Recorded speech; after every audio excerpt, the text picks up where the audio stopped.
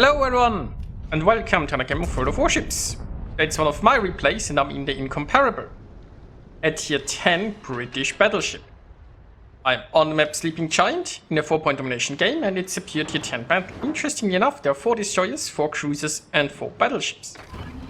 I mean, I call this thing a battleship, but you know, it's classified as one in game. It's obviously more of a battle cruiser, and I really like my Incomparable, I gotta say. It's a very fun ship to play. Now, so far, I've got one decent salvo into the Goliath, unfortunately no citadels or anything. And right now I'm trying to see if I can do anything against the Smarland, but the islands are preventing me. I'm also not firing my guns as long as I'm above broadside and afraid of being detected. Now, the island should currently stop me being seen, so I guess I can shoot the Goliath. The Incomparable is very squishy, so you gotta be rather careful. Now you have awesome concealment, which means you can pick your fights. But you definitely don't wanna be shot by Yamato, especially if you're unangled. I mean, it's not like Yamato can't overmatch a lot of your armor, but you are a much smaller target also when angled. Anyway. It looks like our Shimakaze has pushed into the A-cap, unfortunately has found a Shimakaze and the gearing, and well, there isn't really much support there. Meanwhile, on the D side, we've got the Holland there camping, and our team is relatively passive. Yeah, our Shimmer has been destroyed, no surprise there. Now we have a Schlieffen coming up here.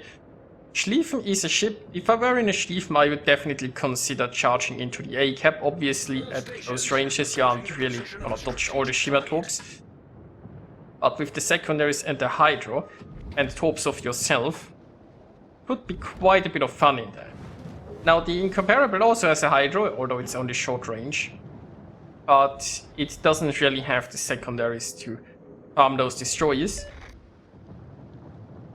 And your main guns are much better suited as, well, to smack some lovely cruisers. Now, considering that my team is very aggressive, I've turned around and I'm gonna support an aggressive, well, somewhat aggressive move there. So the Schlieffen is actually going in. I wish our Schlieffen luck. This could go horribly wrong or horribly right. It all depends on enemy torpedoes. So, the Smarland is spotting me. I knew it was coming around this way. My Hydro is running, so at least I'll have a bit of warding for the torpedoes. I don't have much hope for my own ones. Now, the enemy here is pretty far in the back. Like, it's not like we have that many ships. I'm not sure why they are unwilling to support destroyers, right? The enemy team has here 4 destroyers in the front. 3 destroyers in the front, I mean. Well, now only 2. But basically they had the gearing and the Shimmer inside the camp that actually got rid of our Shimmer, and then had the Smarland here for some scouting. And yet, despite that strong destroyer presence, all of the support ships decided, no. So basically they left their destroyers out to dry, and our Schlieffen actually got in there and wrecked those DDs, so very well done, Schlieffen. Meanwhile, on the other side, our team is the one that's not willing to support anyone, and is just sitting in the back. Now we are doing okay on points, on destroy up, so it's still anybody's game. But you know, just usual warship stuff. Now, Incomparable's shells are relatively slow, so I should have given a little bit more lead there to the Smarland. And I'm a little bit hesitant of pushing further in. Right now I'm in a good spot. Especially if the Smarland getting further away, I might be able to drop into concealment between shots if the Smarland keeps running.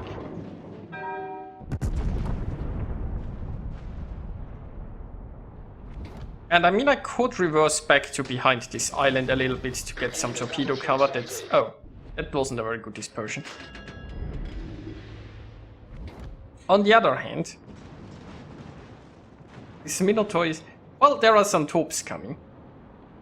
So let's just accelerate away from it. The fun thing is the Incomparable can accelerate relatively quickly. It has like the built-in engine boost from the Brits. Fun fact though, as Lamo has shown in a video recently, if you use the engine boost, you accelerate slower.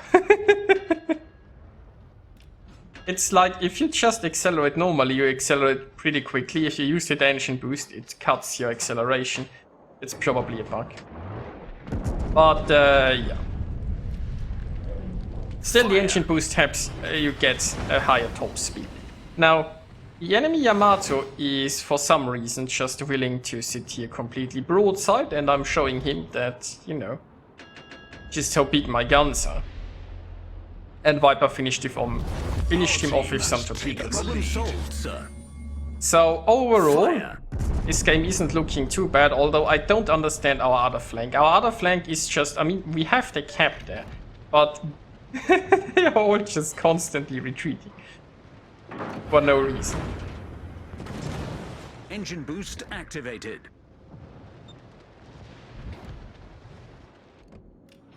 Now I'm hoping to get some more broadsides here. I'm still detected because of the Smaland, most likely. I'm also on fire, which does increase my concealment a bit.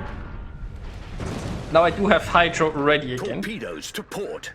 I also have 2 fires on me, but thankfully I do have a super heal, so that helps a bit. And I really should press the Hydro button. I mean, I've just dodged the torp. There is the Hydro button. But this Hydro lasts for a very long time. So better to get it going now. Also, the Yoshino is probably gonna torp. Concentrate fire on that enemy warship.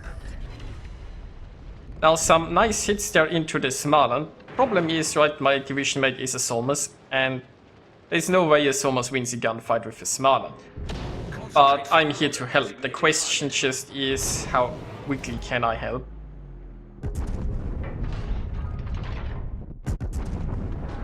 So, well, there is another hit. I need about 2 more overpens, and damn it, those salvos missed. So, yeah. Well, I'm also on fire again. Fire! But, you know, in 30 seconds I'll have another heal, so... With a super heal, fires... Well, I mean, as long as you live long enough to get another heal off, fires aren't that scary, I guess. Okay, so my division maybe is down, and I finish off the Smaland. The Smaland has recovered some hit points. Oh, hello, Torps. Yes, I can. Enemy destroyer blown up. Now I'm almost to a heal. I'm also getting very low. I'm considering shooting him, also considering just dropping into concealment. The thing is, going into concealment here isn't gonna help if the Goliath actually pushes me. So honestly, might as well have shot you already. Yeah, we do. So meanwhile, by the way, our forces from the A side, they have gone over to reinforce the other side. I mean, my charge after those cruisers is not necessarily the smartest one. But I did manage to finish off the destroyer, and we got the Yamato earlier, so it wasn't without its merits. And our team basically won the match anyway already. So let's see if I can sink this Goliath. Now that's a very nice hit. Goliath also has, well, basically a super heal. So he's just printing a new ship right now. Should probably angle a little bit better there. Definitely should angle a little bit better there. The thing is, what you can see now is that Incomparable is just a relatively squishy thing. And I probably should have damage counted fire earlier. I mean, it was one fire, but you see, you can sink relatively quickly. But it doesn't matter, this is a win. So here we are with the results, and it was a fun little match there. And I do really enjoy the Incomparable. It's a fun ship, it's not a sniper, it's not really a brawler either, but it's in this weird spot with the great concealment. And those massive guns that can really punish some ships. With the Hydro and the Torps, some interesting utility there. It's, you know, I don't know, it's just a fun thing. Maybe it's just because it's new and shiny. But anyway, I hope you guys enjoyed watching it, and I'll see you next time.